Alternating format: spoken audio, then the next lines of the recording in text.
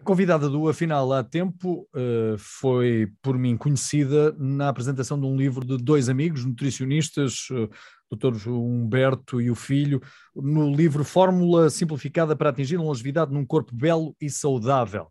E se a fórmula é simplificada aparentemente no livro, complicada será com certeza a vida de uma instituição para a qual os royalties deste livro vão reverter. E no caso concreto é da Casa da Criança de Tires.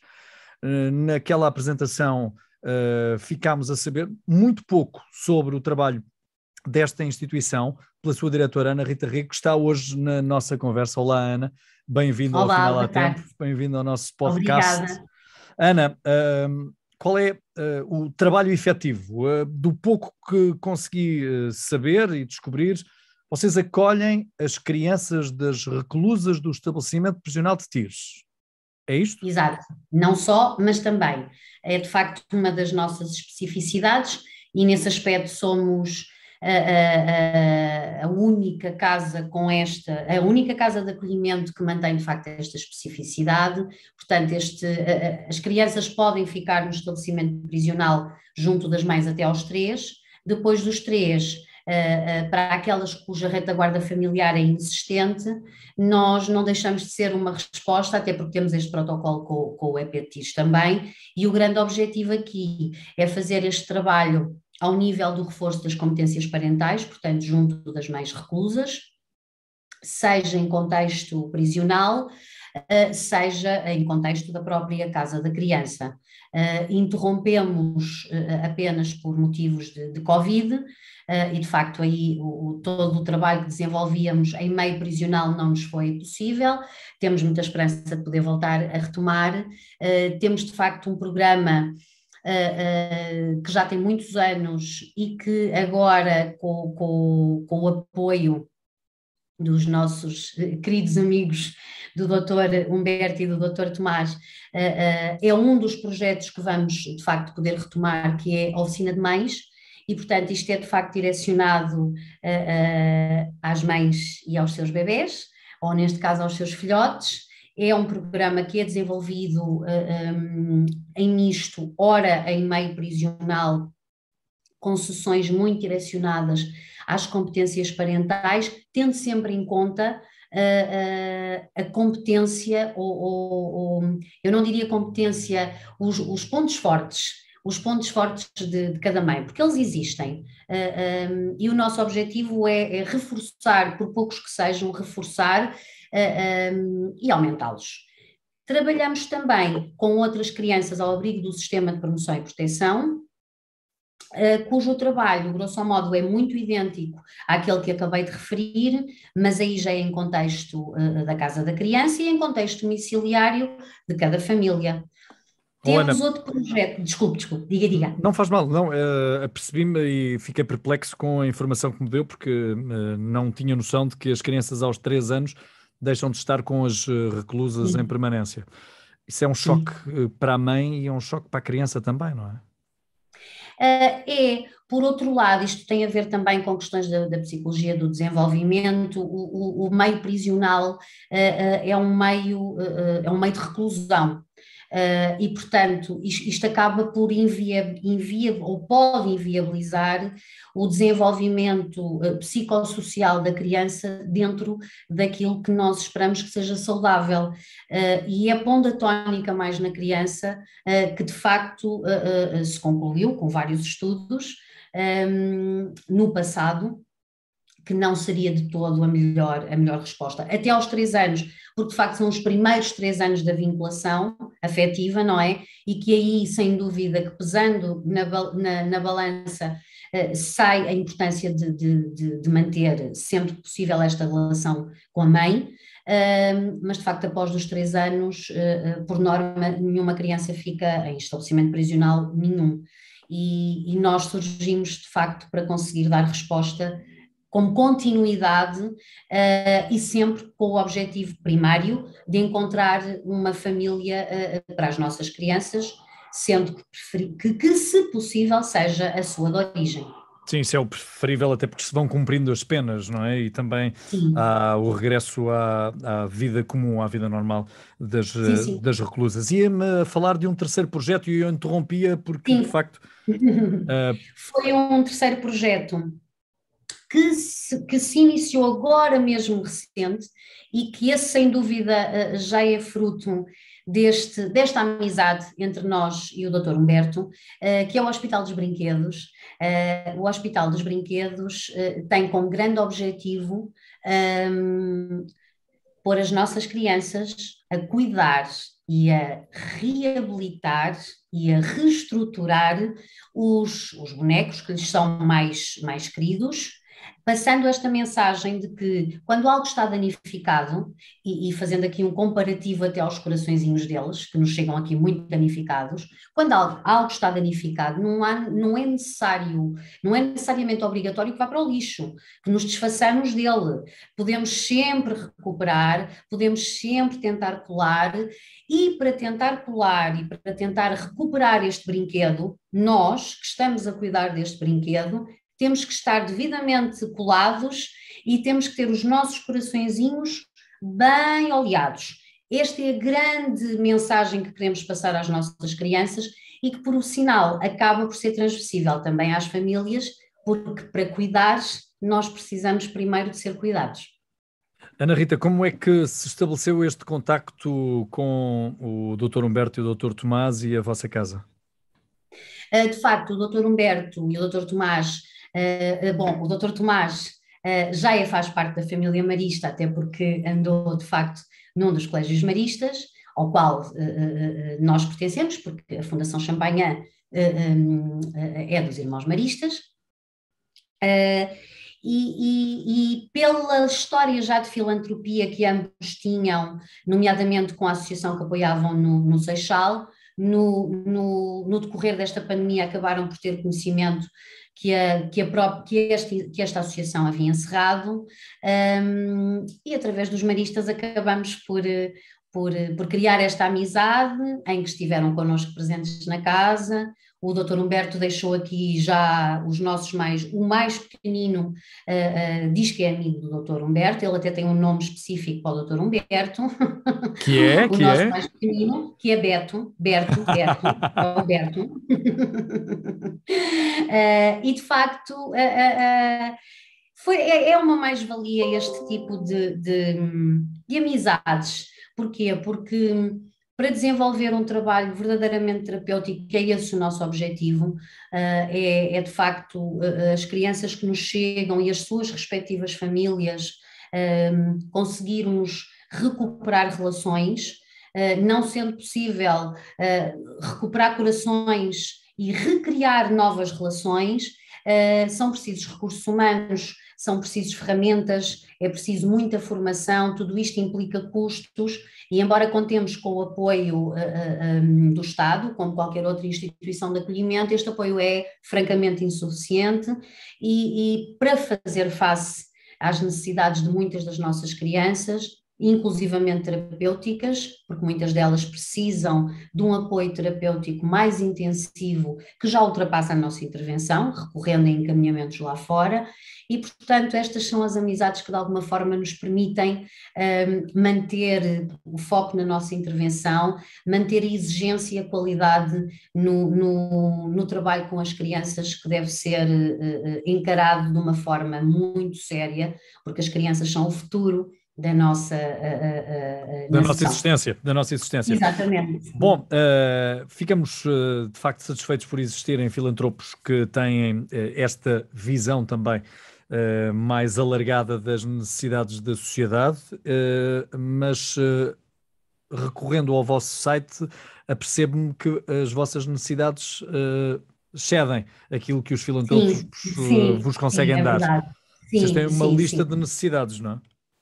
Temos, portanto, nós contamos com o apoio alimentar e mesmo a nível de luz e água do estabelecimento prisional, mas depois, para fazer face às questões alimentares, porque todas as nossas crianças levam lanches, e tentamos, e é importante que se perceba isto, se calhar a nossa fasquia, porque acreditamos mesmo que é um direito de todas as nossas crianças terem aquilo que os nossos filhos em casa têm.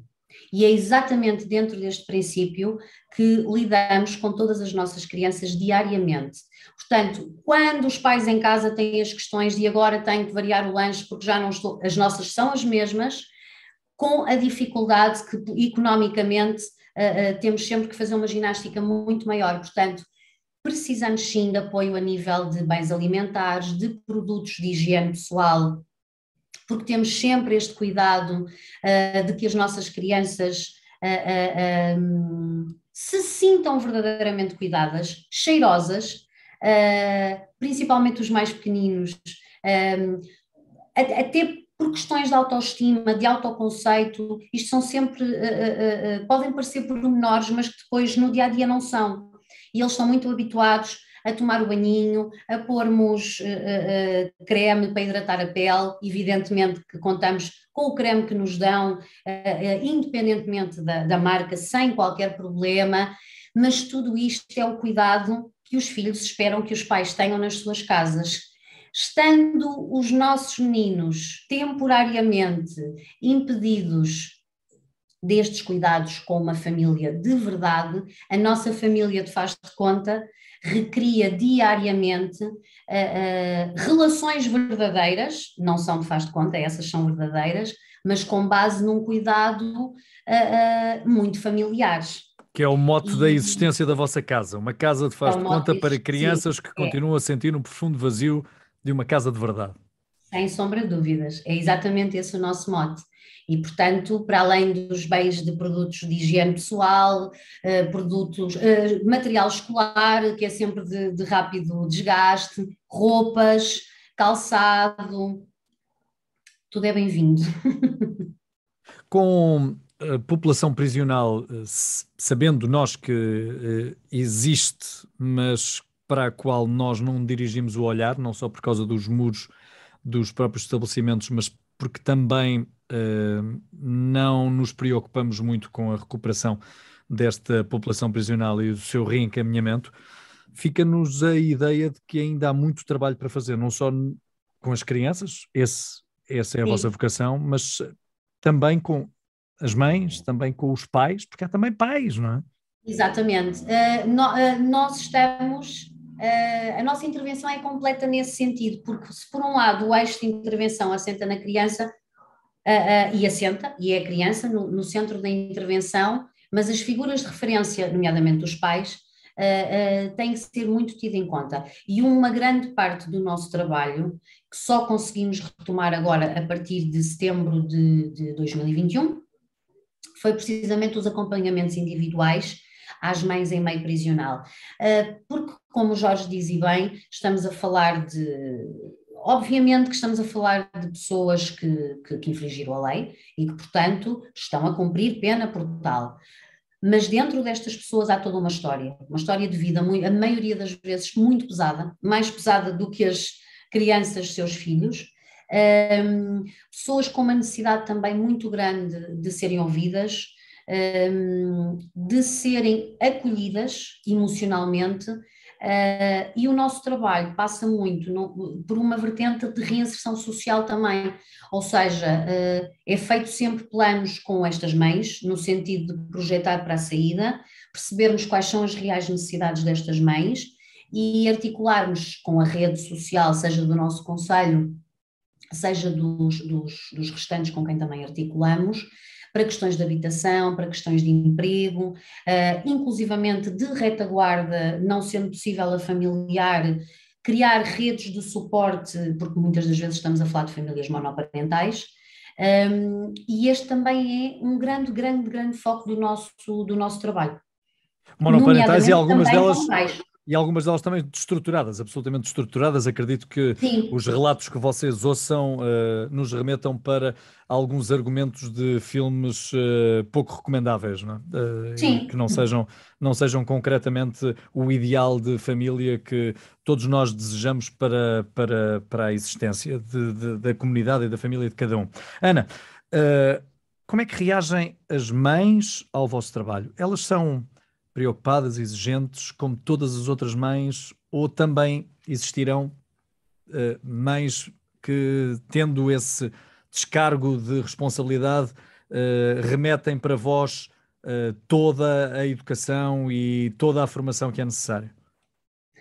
Então, queria só começar por dizer aqui um aspecto que eu acho muito importante, até como terapeuta familiar. Há um princípio que deveria mesmo cair por terra, esta coisa da família ideal, isto não existe.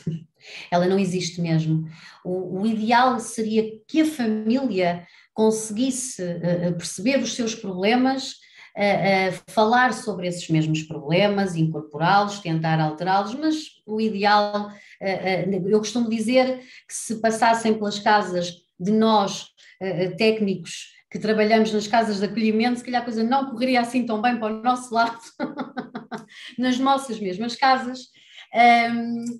Isto para dizer que conseguimos perceber, porque também somos pessoas, e empatizar com os pais, com os avós, com os tios que temos do outro lado.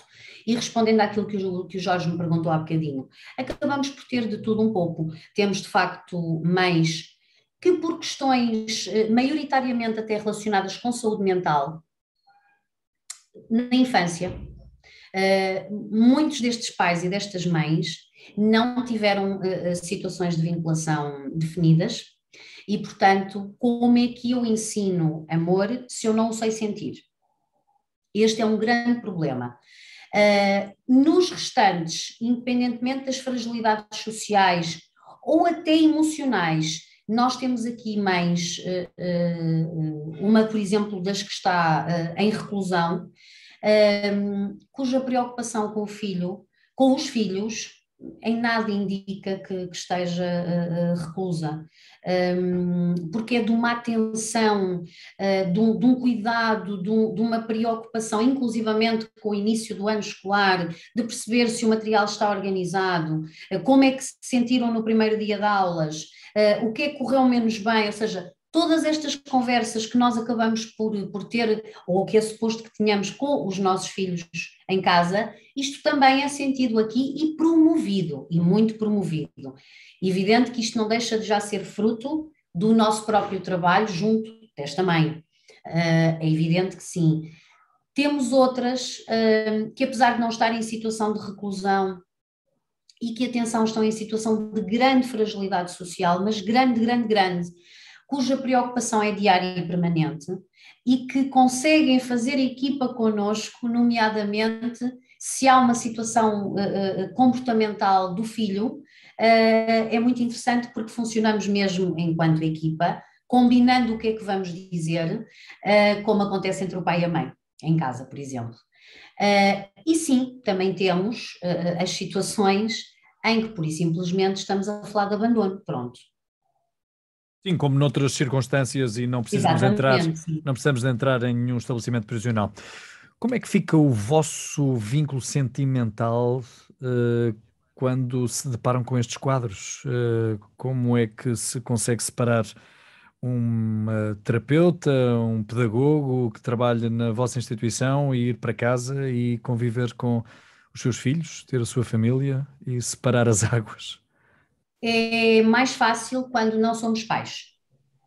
Estou a falar da minha experiência concreta, porque já vivo nesta realidade há 20 anos, e de facto, enquanto não haviam filhos, era mais fácil conseguir lidar com todo este sofrimento do lado de lá, mas por outro lado, a separação era muito menos feita. Ou seja, a entrega, por norma, da parte de um profissional que entra mais recente nesta área, esta é das áreas mais difíceis para se trabalhar, mais difíceis mesmo, das mais desgastantes, porque o nosso objetivo é ser terapeutas, ou ter uma intervenção terapêutica, não é ser terapeutas, é ter uma intervenção terapêutica. E é impossível aguentar mais de 8 horas neste registro. Muitas das vezes temos que o fazer. Esta é que é a realidade, até por falta de recursos. Aquilo que eu digo à minha equipa, e friso isto vezes sem conta, é sempre que a nossa porta, ou que a porta do nosso gabinete abre e vamos junto da nossa população, nós temos que ser perfeitos. Se sentirmos que estamos a cair, aí temos que nos apoiar uns aos outros. E temos que ser muito, mas muito atentos àquilo que cada atitude, cada comportamento de qualquer uma das nossas crianças ou da população, neste caso das famílias com quem trabalhamos, vai provocando em nós. Porque o nosso maior inimigo pode ser o nosso comportamento. E como o Jorge diz e bem, nós não deixamos de ser caixotes do lixo emocional. É muito importante os momentos de supervisão, ou pura e simplesmente os momentos de reunião de equipa em que fazemos brainstorming e em que libertamos, choramos se preciso for, porque há momentos que verdadeiramente dá vontade de chorar, é verdade, principalmente se sentimos que um projeto que nós achávamos que ia correr bem e crianças que nós íamos ver sair por aquela porta junto do pai e da mãe não acontece. E acabam por aqui ficar mais tempo do que qualquer expectável, conseguimos perfeitamente acolher este sofrimento deles, mas depois vai ter que ir para qualquer lado. A parte mais difícil é conciliar isto e toda a entrega que o nosso trabalho exige com a parte familiar. Não e as crianças? Temos estado a falar mais tempo das reclusas, temos estado até a sublinhar as crianças até aos 3 anos de idade, mas à medida que as crianças vão crescendo, vão atingindo outra maturidade, vão se apercebendo da realidade em que vivem. Revoltam-se, hostilizam a mãe, hostilizam o pai pelas circunstâncias em que vivem? Eles têm mais noção do que nós. E quando entram, já entram com uma carga, com uma história de vida que é deles e que está lá. À medida que vão estabelecendo a relação de confiança com a equipa, vai sendo cada vez mais notório aquilo que cada um deles sente relativamente à sua família. E deixe-me dizer-lhe que já aprendi com muitas cabeças, grandes cabeças do sistema de promoção e proteção, mas com quem mais aprendi ao longo destes 20 anos foi mesmo com todas as crianças e jovens com quem já trabalhei, porque a resiliência que eles têm, a capacidade de amar o outro, a capacidade de, no meio de tanto sofrimento, não desistir e continuar e manter um sorriso, faz-nos a nós, que de facto temos outras condições ou que à partida viemos de situações familiares diferentes, dá-nos muita força, a nós que aqui estamos no dia-a-dia. Se me perguntar qual é o meu motor de força nos maus momentos, são mesmo eles, porque se eles não desistem, porque é que eu vou desistir? Mas pode haver desistência do laço, não é? Com as mães. Exatamente, porque me perdi, estava a tentar apanhar o raciocínio. Sim. Dificilmente isso acontece. Outra parte muito difícil do nosso trabalho é lidar com a raiva e com a revolta que é facilmente direcionada a nós. Somos as figuras que estamos mais próximas. E porque é muito difícil, mas não é para as crianças que estão acolhidas. Para qualquer filho é muito difícil dizer as verdades. Eu disse esta palavra porque isto é uma coisa que eu digo muito às minhas crianças. O princípio da intervenção com eles é a verdade. Nós, por norma, não lhes mentimos. Podemos omitir, sim, mas mentir não lhe mentimos. E tentamos enquadrar, porque eles vão fazendo várias perguntas de porquê que tu achas que a minha mãe não me veio buscar, porquê que tu achas que a minha mãe não atende o telefone há tantas semanas, achas que se preocupa comigo, o que é que tu farias se estivesses no lugar da minha mãe? E portanto estas são questões que é muito, muito, muito frequente serem colocadas por eles em todas nós temos dos 5 aos 11 e em todas as idades. É muito, muito difícil haver um corte da parte deles, haver um corte com esta família. Porquê? Primeiro estão acolhidos. Na ausência de uma família verdadeira, é muito fácil fantasiar o que está lá fora. E é mais fácil virar-se ou redirecionar esta raiva contra as figuras que impõem a regra, o limite, no fundo a educação, mas como eu digo à minha equipa, isto pode parecer assim um bocadinho agressivo, mas não é. É também esse o nosso trabalho e é uma das razões pelas quais cá estamos. É de facto para receber esta raiva e para a transformar em amor. Mas não fica também posto em causa a noção do bem e do mal, dado que como é que eles podem interpretar o bem na relação quando foi o mal provocado por uma das partes que levou a que Sim, estejam nessa isso é situação? falado. Isso é falado. Aliás, nós temos, eu esqueci de dizer há bocadinho, nós temos um projeto que tem estado e que nos salvou afetivamente a todos no período de confinamento, que é o Correio dos Afetos. Através do Correio dos Afetos, que é literalmente uma caixa de correio, onde nós vamos deixando mensagem uns para os outros, adultos e pequenada, e é sempre lido à terça-feira, à hora do jantar. Através destas cartas surgem uma série de perguntas, e é um dos momentos que aproveitamos precisamente para falar de todas estas questões que têm medo. É muito interessante que, se me perguntar se os meninos da Casa da Criança têm medo de falar sobre aquilo que sentem, não têm. Têm dificuldade em expressar-se, às vezes não sabem como é que o vão de fazer, muitas das vezes fazem-no comportamentalmente, mas eles não têm medo de falar. E isso significa que há, de facto, um grande à vontade entre todos nós, e que isto é estimulado diariamente. Há também um outro momento que é aproveitado precisamente para fazer isso, que é a reunião dos crescidos, que é hoje, precisamente, depois do jantar. Eu rio-me porque os nossos crescidos têm entre 8, 9, 10 anos, pronto, mas eles levam isto com grande seriedade e sempre que um deles está num momento menos bom, é abordado aqui na casa. É abordado como?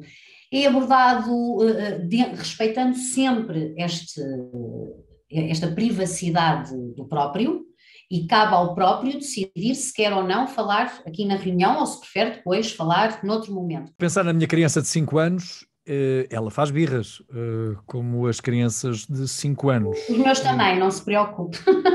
Eles também fazem, não é? Eles Também. Mas fazem, o que pergunto é, fazem mais por estarem a viver uma situação extrema? Não, há uma diferença que nós no acolhimento de há uns anos para cá tivemos que elencar, e em todas as casas de acolhimento isto de facto é uma realidade bastante presente. Uma coisa é uma birra, outra coisa é uma crise, e uma crise emocional é algo de muito, muito sério. Porque é exatamente como se fosse uma panela de pressão que chegou o tempo, não consegue conter mais e tem que rebentar. Neste caso é quando eu digo que o sofrimento chegou a um ponto em que a criança não consegue mesmo resolver a situação sozinha e parte para o comportamento, até porque depois muitas das vezes não tem estratégias para verbalizar aquilo que depois traduz em comportamento. Daí a necessidade destes acompanhamentos ao nível da psicoterapia, da pedopsiquiatria. Não temos muitos meninos, graças a Deus, com medicação, mas temos um ao outro. Qual é o objetivo desta medicação? É funcionar como um penso. Quando nós temos uma ferida, temos que estancar o sangue primeiro, para depois poder ajudar a cicatrizar. E é exatamente isto. Enquanto pomos o penso, que é a medicação, a cicatrização é feita com a relação estabelecida com a criança, diariamente, permanentemente. Isto são as crises. E isto é uma realidade, infelizmente, de qualquer casa de acolhimento, porque estamos a falar de sofrimentos, muitas das vezes, a um nível já patológico. E sofrimentos profundos, não é? Pois, com história, com exatamente, passado, não é? Muito marcado. Birras também acontecem, exatamente. As birras também acontecem, mas têm uma intervenção completamente diferente e uma leitura completamente diferente. Aquilo que onde nós nos centramos mais é de facto nas crises, porque essa implica todo um conjunto de procedimentos, primeiro para manter a segurança da criança, para manter a segurança do próprio adulto que está aí e das restantes crianças, e isto tem mesmo procedimentos que nós devemos cumprir. A birra é tratada como uma birra, pronto, com direito a sentar no banquinho da reflexão e a pensar sobre o que fizemos. O aproveitamento académico, se as crianças já têm 8, 9, 10 anos, são crianças que vão à escola. São. O aproveitamento académico, e eu já sei que cada caso será um caso, conhecendo algumas instituições também, como já conheço, sei que é muito difícil estarmos a normalizar e a dizer que vão mais para a esquerda ou vão mais para a direita, mas o aproveitamento académico também sofre com esta vivência Sem diferente, com sombra de este... dúvidas, sem sombra de dúvidas. E isso é algo que eu penso que ainda há muita dificuldade na parte da educação, não será só com as crianças acolhidas, falo também como mãe, também sinto muitas vezes essa dificuldade, essa pressão que é muitas vezes colocada na tarefa. Não que nós sejamos aqui apologistas de que a tarefa não é para ser feita de forma alguma. As tarefas existem e são para ser cumpridas. Agora, de que é que adianta eu estar a obrigar uma criança que só me consegue fazer 3 tarefas a fazer 5? Se calhar mais vale investir nestas 3, promovo a confiança, promovo o autoconceito da criança e então posso partir para o objetivo das 5. E é exatamente este o trabalho que nós fazemos aqui junto das nossas escolas, tentando sensibilizar para esta necessidade de às vezes dar um passo atrás, porque imaginem, basta uma visita, até porque eles têm visitas diariamente, não é? Ou vêm cá as famílias, aliás temos todas as modalidades, há fins de semana passados em casa, tudo isto é matéria de avaliação para nós, mas tudo isto são também fatores que causam entropia no dia-a-dia deles. Ou seja, qualquer alteração, nem que seja uma zanga normalíssima com a mãe no fim de semana, mas é preciso ver que esta zanga, que seria normalíssima para outro pai, para outro filho, neste caso implica um afastamento geográfico, porque há a zanga, porque depois há um regresso à casa, porque há toda uma história para trás, porque ao ficar verdadeiramente obsessivo por e agora, com uma falta de segurança incrível no amanhã, e tudo isto depois se vai refletir, ou a probabilidade de se refletir na escola ser muito, muito, muito grande. E de facto tentamos ter um trabalho de grande proximidade à escola, precisamente para sensibilizar sobre estas questões, para também trabalhar nesta parceria, perceber o que é que podemos ajudar também a escola a complementar com o trabalho aqui na casa, mas sentimos que ainda há muito, muito, muito caminho a fazer. Ana, segundo aquilo que percebi, vocês também têm crianças no regime de adoção, que podem estar enquadradas no regime de adoção. Sim. Poderão vir a estar, sim. Poderão vir a estar. Sim. Ou seja, nós somos uma casa de acolhimento normal, não é? Certo. Ao abrigo da Lei de Promoção e Proteção.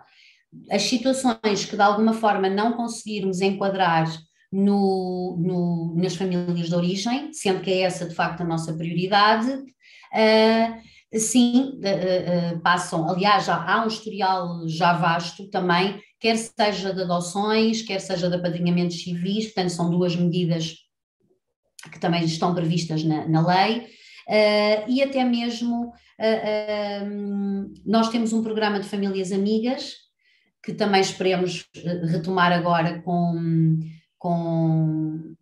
com esta volta à normalidade, e que de facto nos trazia aqui não só outro tipo de relações às nossas crianças, que também é muito importante,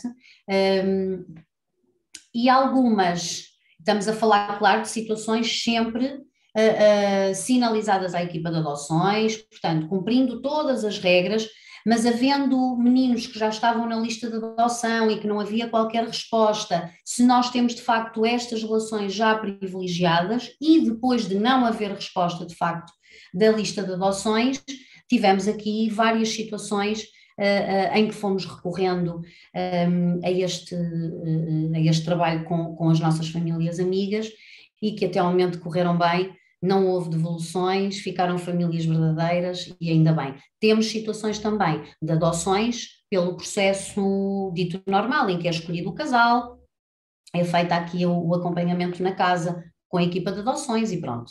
e segue. O grande objetivo da Casa da Criança E as crianças apercebem-se da vontade de um casal, vontade de alguém querer adotar. Nós temos sempre aquela imagem de película, que é sim. um casal que entra dentro de uma instituição e vão as crianças todas que escolha-me a mim, escolha-me a mim. Não é assim que Não, sucede, não é? Nem por não, sombras, não é? graças a Deus, graças a Deus. Até porque isso é uma desproteção total à criança. Nós nós somos uma casa de acolhimento, não temos de todo aqui crianças em expositores para venda, Deus me livre e guarde, nem pensar nisso. É sem dúvida com um grande respeito por cada uma destas crianças e a nossa tónica, ao contrário da equipa de adoções, sem dúvida, a nossa tónica está neles. A equipa de adoções tem que estar mais entre as crianças e o casal adotivo. Continuamos a ser apologistas de que a verdade é sempre uma mais-valia, porque transmitir aos casais que estejam para a adoção, que vêm buscar crianças perfeitas, primeiro também não conheço, não sei onde é que elas existem, e gostaria de ter tido 2 filhos assim, mas também não tive. E por outro lado é muito importante que estes casais percebam esta história de vida, o impacto que pode ter nestas crianças, como é que podem, a quem é que podem pedir ajuda, porque atenção, ser pai não é nada fácil, ser pai e ser mãe não é mesmo nada fácil. Já numa situação normal, vêm as dúvidas, vêm as questões, estou a errar, não estou. Para um casal adotivo, que já leva filhos com uns aninhos, portanto não vem bebê, a ajuda precisa de ser muito maior para baixar ansiedades, para conseguir até compreender desabafos e porque em última instância o objetivo é que esta família que acabou de se formar se mantenha para a vida toda e que não hajam devoluções às instituições como infelizmente continuam a haver. Não temos aqui história delas, mas em várias outras casas sim. Sim, sabemos. Infelizmente é também uma realidade com a qual temos que viver. Ana, teve vontade já de adotar alguma das suas crianças? Já, mas luto muito contra este sentimento, porque é a parte em que eu me digo diariamente, não é a tua casa. E E tenho que o porquê, dizer Ana? várias vezes ao dia, Porquê, Ana? porque é fácil, nós trabalhamos com a emoção. Ao trabalhar com a emoção, aquilo que eu dou a estes meninos é muito idêntico àquilo que eu dou em casa. Se eu vejo um dos meus pequenotes que vem com um corte no dedo, a minha primeira reação, obviamente, que é pegar ao colo, sentar no colo, ver o dedo, dar beijinho, exatamente como faço ao meu filho mais novo.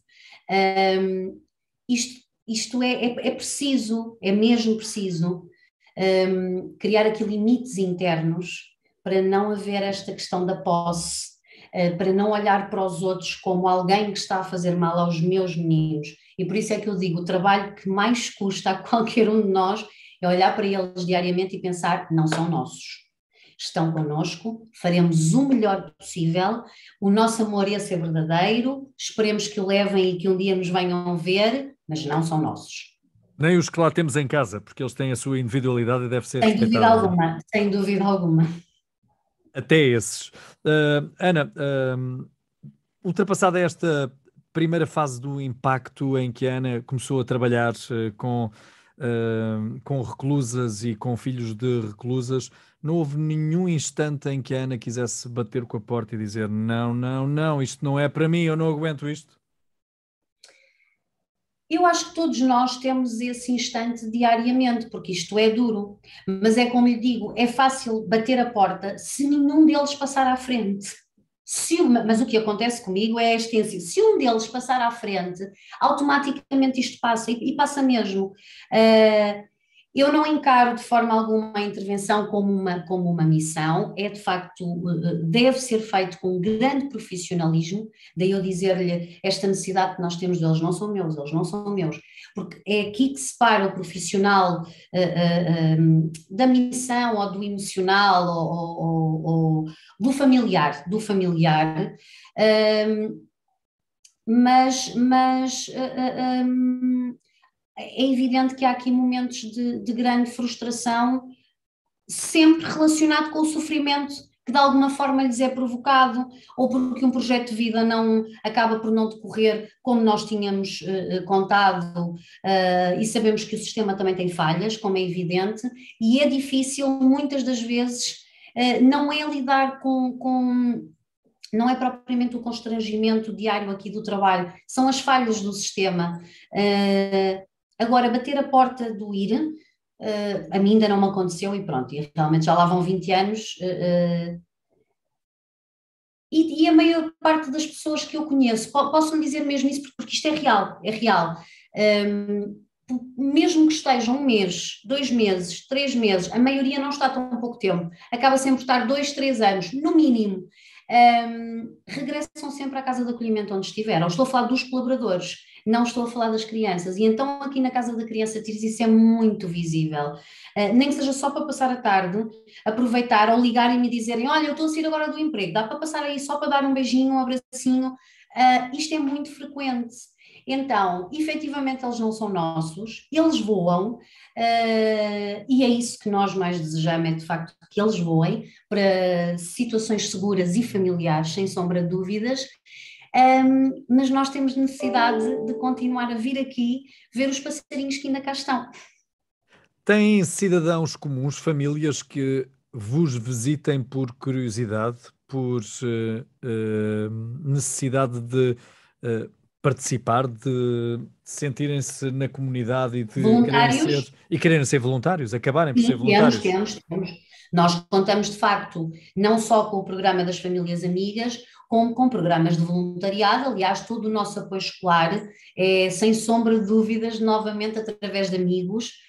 Contamos mesmo, os voluntários nós consideramos os nossos amigos, e de facto contamos com o apoio, quer ao nível do apoio escolar, mesmo para dinamização de atividades mais lúdicas. Nós tentamos sempre que sejam fora da casa.